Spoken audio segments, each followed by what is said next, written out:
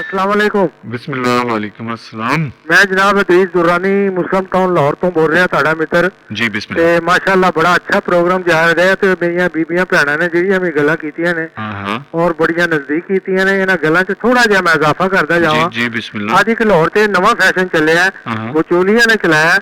हाँ ਉਹ ਰਿਸ਼ਤਾ ਵਾਹਨੀਆਂ ਨੇ ਕਿ ਉਹ ਅਗਲੇ ਜਿਹੜੇ ਕੁੜੀ ਵਾਲੇ ਨੇ ਉਹ 12-1500 ਰੁਪਏ ਦਾ ਸਮਾਨ ਮੰਗਾਉਂਦੇ ਨੇ, ਚਾਹ ਦਾ ਕੁਝ ਖਾਣੇ ਦਾ ਬੰਦੋਬਸਤ ਕਰਕੇ ਪੈਸੇ ਲਾਉਂਦੇ ਨੇ। हाँ हाँ ਉਹ ਲੋਕਾਂ ਦੇ ਘਰੋਂ ਖਾਣੇ ਖਾਂਦੇ ਨੇ ਤੇ ਆਪਣਾ ਚਾਹਾਂ ਪੀਂਦੇ ਰਹਿੰਦੇ ਨੇ ਤੇ ਰਿਸ਼ਤਾ ਕੋਈ ਨਹੀਂ ਕਰਦੇ। ठीक है। ਉਹਨਾਂ ਨੇ ਇੱਕ ਨਵਾਂ ਫੈਸ਼ਨ ਮੁਤਾਰਫ ਕਰਾਤਾ ਵਿਚੋਲੀਆਂ ਨੇ ਤੇ ਮੈਂ ਸਾਰੇ ਸੁਣਿਆਂ ਨੂੰ ਰਿਕੁਐਸਟ ਕਰਾਂਗਾ ਕਿ ਇਹਨਾਂ ਵਿਚੋਲੀਆਂ ਤੇ ਤਵੱਜੋ ਰੱਖਣਾ। ਇਹਨਾਂ ਨੇ ਕੋਈ ਰਿਸ਼ਤਾ ਨਹੀਂ ਕਰਾਉਣਾ, ਨਾ ਇਹਨਾਂ ਕੋਈ ਰਿਸ਼ਤਾ ਹੁੰਦਾ ਹੈ। ठीक है। ਇਹ ਸਿਰਫ ਖਾਣ ਪੀਣ ਦੇ ਬਹਾਨੇ ਨੇ ਲੋਕਾਂ ਦੇ ਘਰਾਂ 'ਚ ਪਾਰਟੀਆਂ ਦਾਵਤਾਂ ਉਡਾਉਂਦੇ ਇਹਨਾਂ ਦੇ, ਹੋਰ ਇਹਨਾਂ ਦਾ ਕੋਈ ਕੰਮ ਨਹੀਂਗਾ। बिल्कुल ठीक है। ਤੇ ਇੱਕ ਐਡਵੋਕੇਟ ਸਾਹਿਬ ਦਾ ਤੁਹਾਡੇ ਪ੍ਰੋਗਰਾਮ ਕਰਦੇ ਨੇ ਤੇ ਉਹਨਾਂ ਨੇ ਇੱਕ ਦਫਾ ਆਪਣੇ ਪ੍ਰੋਗਰਾਮ ਦੱਸਿਆ ਸੀ ਕਿ ਮੈਂ ਵਕੀਲ ਹਾਂ ਤੇ ਮੇਰੇ ਕੋਈ ਕੇਸ ਆ 21 ਦਿਨਾਂ ਦੀ ਕੁੜੀ ਵਿਆਹੀ, ਹੱਥਾਂ ਤੋਂ ਮਹਿੰਦੀ ਵੀ ਨਹੀਂ ਸੁੱਕੀ ਤੇ ਉਹ ਆ ਕੇ ਮੈਨੂੰ ਕਹਿੰਦੀ ਹੈ ਕਿ ਜੀ ਮੈਨੂੰ ਤਲਾਕ ਲੈ ਦਿਓ।